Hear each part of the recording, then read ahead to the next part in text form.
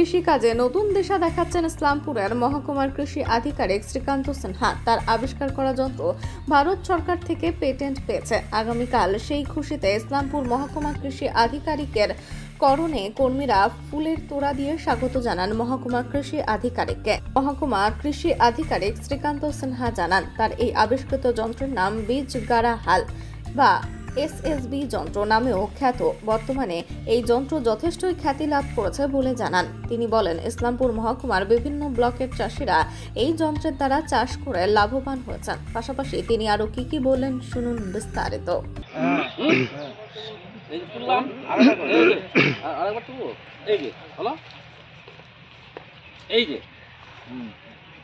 যত বড় শক্ত হোক ধুয়ে যাবে একদম, পাথর বাদে। হ্যাঁ, ঠিক ওই জন্য শক্ত এসএসবি নাম দেওয়া হয়েছে।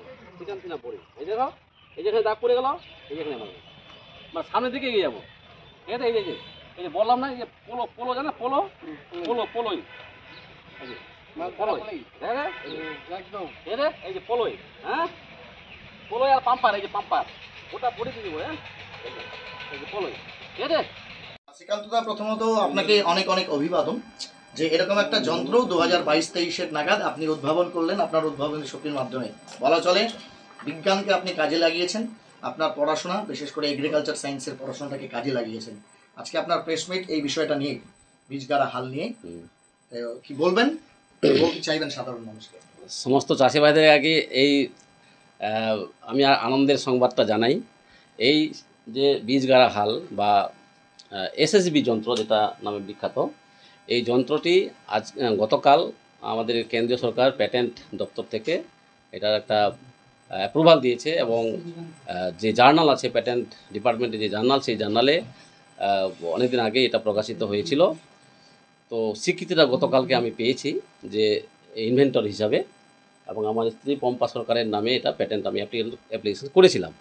তো এই যন্ত্রটার বিশেষত্ব হচ্ছে যে আমাদের মানে এই আইডিয়া থেকে এটা এসেছে যে আমাদের পশ্চিমবঙ্গে বেশিরভাগ চাষি, আমাদের ক্ষুদ্র প্রান্তিক চাষি আছে, তাদের ক্ষেত্রে কি হয়, বড় বড় ট্রাক্টর দিয়ে, জিরো টিলেজ মেশিন দিয়ে চাষ করা খুব অসম্ভব হয়ে যায়।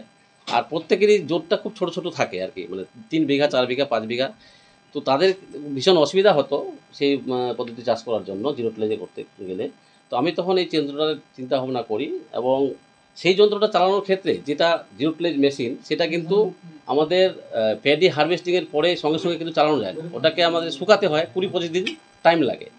তো দেখছি যে 20-25 দিন মানে অনেক টাইম, যেটা আগে যদি চাষি ভাইরা চাষ করতে পারেন, আগাম যদি চাষ করতে পারেন, তাহলে কি হবে যে পরের দিকে যে টেম্পারেচারটা হাই হয়, অনেক তাপমাত্রা বেড়ে যায়, আর হচ্ছে গিয়ে শিলাবৃষ্টির একটা চান্স থাকে।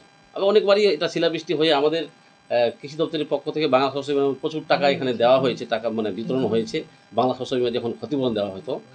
তো ওই যে শিলাবৃষ্টির যে আঘাতটা, সেটাকে তার আগেই আমরা কি করে ভুট্টাটা তুলতে পারি, তাহলে আমাকে আগে লাগাতে হবে। আগে আমি কিন্তু ট্রাক্টর দিয়ে চাষ করতে পারছি না, কারণ ট্রাক্টরের চাকা বসে যাচ্ছে। তো ময়েশ্চার বেশি থাকা অবস্থাতেই ধান কাটার পরে এই যন্ত্রের মাধ্যমে জাস্ট ধানের যে নাড়াগুলো, এছাড়াও আরেকটা আইডিয়া থেকে জিনিসটা এসছে, আরেকটা সেটা কি, যে নাড়াগুলো মানুষগুলো পুড়িয়ে দিত, এবং পুরানোর ফলে বায়ু দূষণ হতো এবং পলিউশন হতো, এবং জমিরও অনেক যে ক্ষুদ্র ক্ষুদ্র জীবাণু যেগুলো আছে এগুলো মারা যেত, এবং জমির উর্বরতাটা কমে যেত। তো এই জিনিসটাও কিন্তু এই যন্ত্রের মাধ্যমে করলে 6 ইঞ্চি থেকে 12 ইঞ্চি পর্যন্ত যদি নাড়াগুলো, ধানের নাড়াগুলো থেকে যায়, এবং তার মাঝখান দিয়ে কিন্তু এই যন্ত্রকে চালিয়ে দিয়ে আমি ভুট্টা বীজ রোপণ করতে পারবো। শুধু ভুট্টা না, এই যন্ত্রের মাধ্যমে বিভিন্ন রকমের ডাল শস্য, তারপর হচ্ছে গিয়ে ফুলকপি, বাঁধাকপি, টমেটো, বরবটি, সোয়াবিন। আমরা এই লাস্ট সিজনে আমরা সোয়াবিন আমরা ইন্টারক্রপিং হিসাবে এই সঙ্গে চাষ করেছি কৃষি বিজ্ঞান কেন্দ্রে। তো বিভিন্ন রকমের ফসলের চাষ করে নিবিড় পদ্ধতিতে, এবং যেটা আমাদের একজন সাংবাদিক ভাই বললেন যে যেটা হচ্ছে যে ওভারল্যাপিং করে, অর্থাৎ এবার জনসংখ্যার যে চাপটা আছে, 1.9% হারে আমাদের জনসংখ্যা বাড়ছে প্রতি বছর, প্রায় 1.5 কোটি থেকে 2 কোটি জনসংখ্যা আমাদের বাড়ছে এই যে গোটা দেশে। তো এই যে জনসংখ্যা বাড়ছে এবং জমির উপরে যে একটা চাপ হচ্ছে, দিনের পর দিন কিন্তু রাস্তার ধারে দেখবেন আপনারা যে মানে প্রচুর পরিমাণে বাড়ি হচ্ছে। মানে এই যে হরাইজন্টাল এক্সপেনশন কিন্তু সম্ভব না, ভার্টিক্যাল এক্সপেনশন সম্ভব।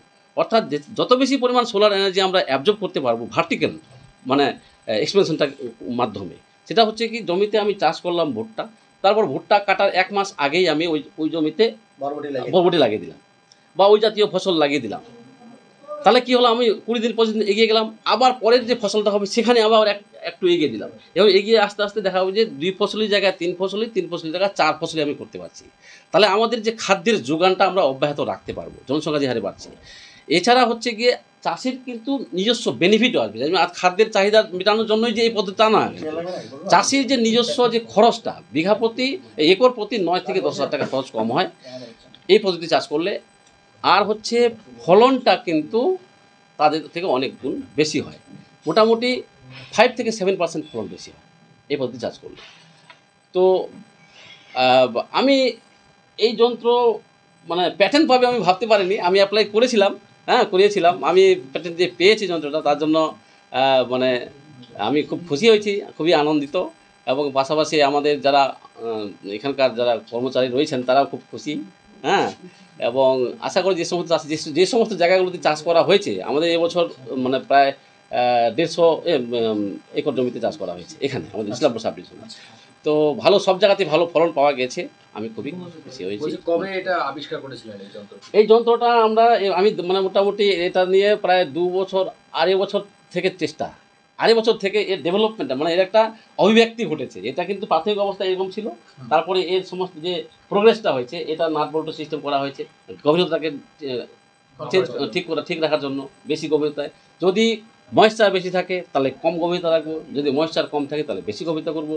এছাড়া হচ্ছে গিয়ে ছোটো ছোটো যেগুলো মানে দানা আছে সেগুলোকে দেখা গেলো গতটা একটু ছোটো দরকার, তাহলে সেক্ষেত্রে এটাকে আমি নামিয়ে দিতে পারবো, নামিয়ে নিয়ে ছোটো করতে পারবো। 2 ইঞ্চি থেকে 12 ইঞ্চি, 2 ইঞ্চি থেকে 12 ইঞ্চি বা 24 ইঞ্চি ডিস্টেন্সগুলোকে আমি কন্ট্রোল করতে পারবো, যেটা যন্ত্র মানে অ্যাকচুয়ালি যেটা করা হয়েছে আর কি। 2.5 বছর ধরে মেশিনটাকে 2.5 বছর থেকে 3 বছর হবে, 3 বছর যখন আমি এসএম ছিলাম। চাষির ভাইরা উপকৃত হয়েছে এবং চাষিরা নিজেই প্রচার করছে। এবং বিহার থেকে গত পরশু 3 দিন আগে আমাকে বিহারের ওই একটা জায়গা থেকে ফোন করে বলছে যে আপনাকে এখানে আসতে হবে।